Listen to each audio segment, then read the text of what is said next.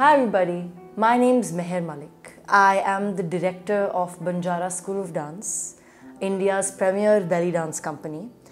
And I'm a mother to a almost 5-month-old little girl, Aroha. It is an absolute joy being a mother. So I'm loving this journey being a mother. I'm from Delhi, my husband's from Nepal, and we're raising a mixed child.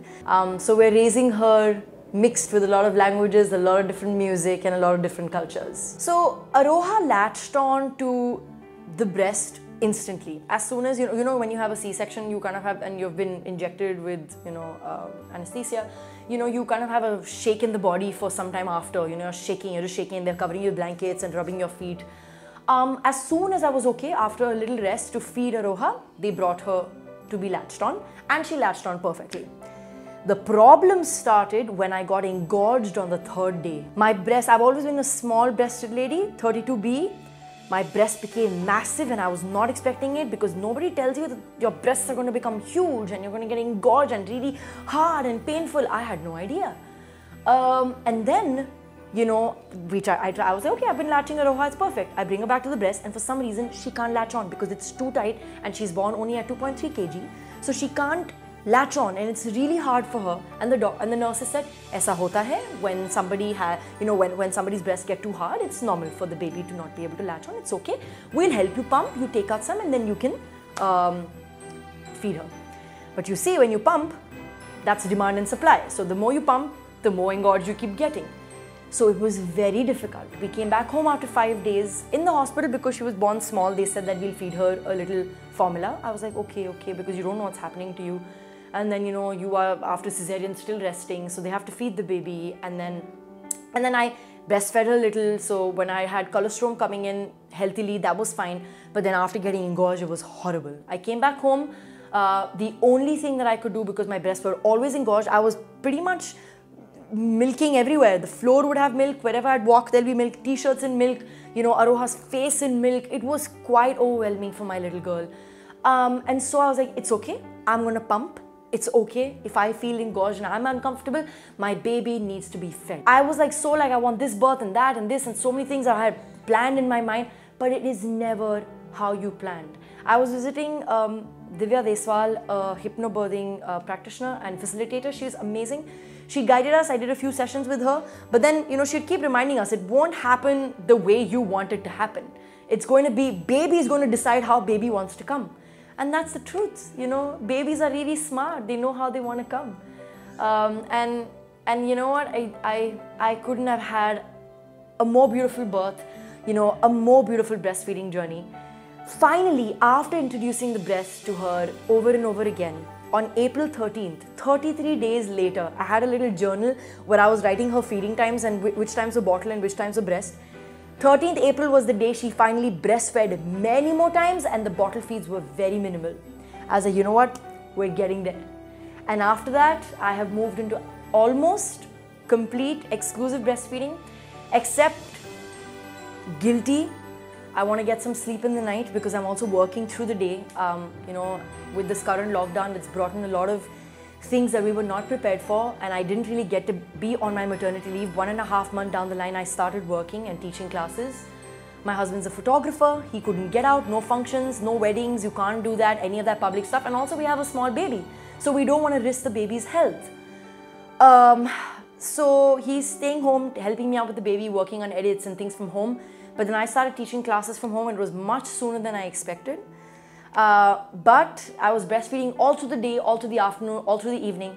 The only time I wanted a few hours of rest, 4 hours, 5 hours, was when Ajay decided to help me out, and he'd stay up through the nights, and it still happens.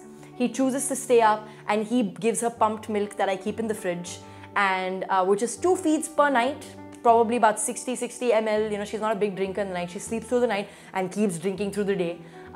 So she's always had a great sleeping schedule, and that's been a huge boon. I think for new mothers, it can be tough, I know.